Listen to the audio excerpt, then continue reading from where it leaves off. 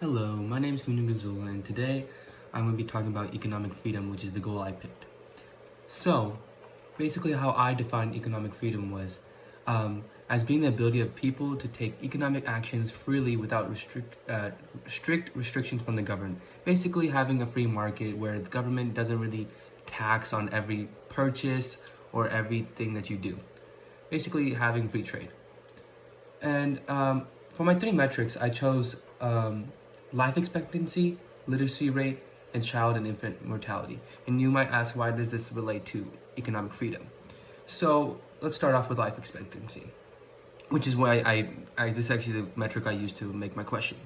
For example, if a country has very low economic freedom or a lot of non-monetary freedoms or nothing like that, I saw that in the trend I saw in like the heat map and stuff like that, that related to more of a third world country or a country with very low higher education, or basically most of the population was below the poverty line working labor jobs.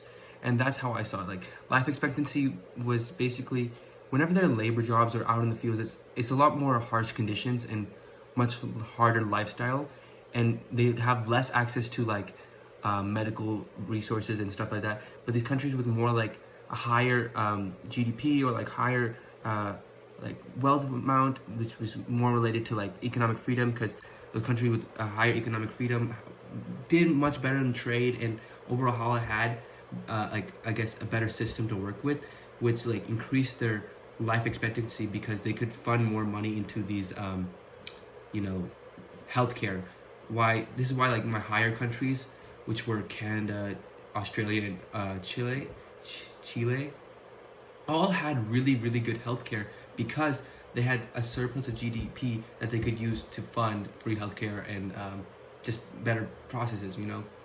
And that's what I found in between my high and low scoring countries, was that most of the high scoring countries, I saw that they all had really high what's it called, monetary freedoms, business freedoms, labor freedoms, trade freedoms, investment freedoms, financial freedoms. All of them were basically above like a score of 80 out of the 100 that I saw in the heat map, compared to my lower countries, which really struggled in my opinion with all of those things I just said.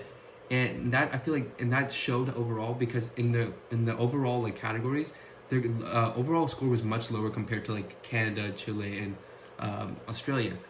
And that's the countries I did for my lower countries, again, just restating it, is Cameroon, South Africa, and Guinea, yeah.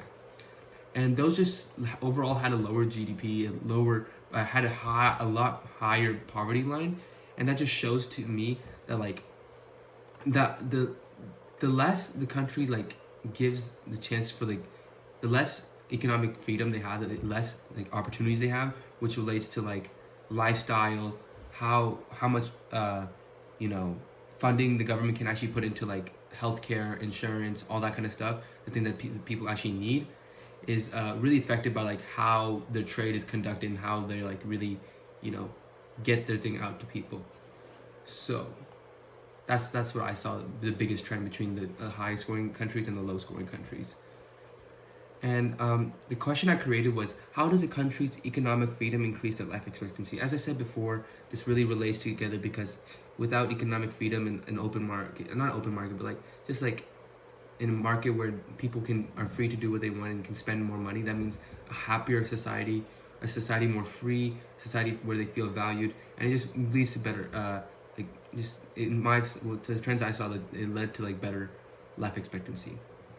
So some of the research I did was, obviously, as I said, decided my economic goal, then pick my metrics, and then research how life expectancy was within the high ranking countries and low ranking countries, and compare that correlations to the economic freedoms that I saw that they had. So the first graph is just showing overall all the countries' life expectancy, just like going a brief overview of like just what levels and what countries are which. And then my second infograph is showing the income to life expectancy. We see like that the countries with lower income had a lot lower life expectancies. We can see in these, like South Africa, which is one of my lower countries, it was on all on the lower end of the life expectancy because the income is much lower, and that's related to economic freedom, because more economic freedom usually relates to higher societal rates of like money and like stuff like that. So that's what I really saw in that big trend over there. And some of the metric data I saw was just the basic. I listed some of the life expectancies for people in Canada, the household income for people in Canada, as I did most of my question in Canada, and then the economic trends, which is this last infographic, which is just showing just how much more like the policies and how much more the countries are opening up and allowing for, I guess, free trade and open market. And we see with Canada, they've been pretty much on the high end. Same with these three countries. Canada, Chile, and United States have all been on pretty high level of economic trade, and that's why they've been so successful in their countries, and their countries have been so first world compared to these like third world countries that are still struggling behind. And I then in my next steps, I just stated we should look at our data, and I see like we see how lower income and lower economic freedom has shown a correlation to life expectancy and how that can kind of lower it. So I think the best things we can do as I guess people first world country is help these other countries in ways to like improve their governments, to create laws and policies that would basically open up their country more to trade and take off tariffs from themselves. And this would allow for more money for the people to have and less for the government to have. But this is something that needs to be done because that will allow for just more opportunity to be brought to the country, and more businesses will want to start up there, more business will move over there because there's more monetary value over there. So that's what I suggest as next steps we should take into why we should increase the economic freedoms in these lower countries. So yeah, thank you.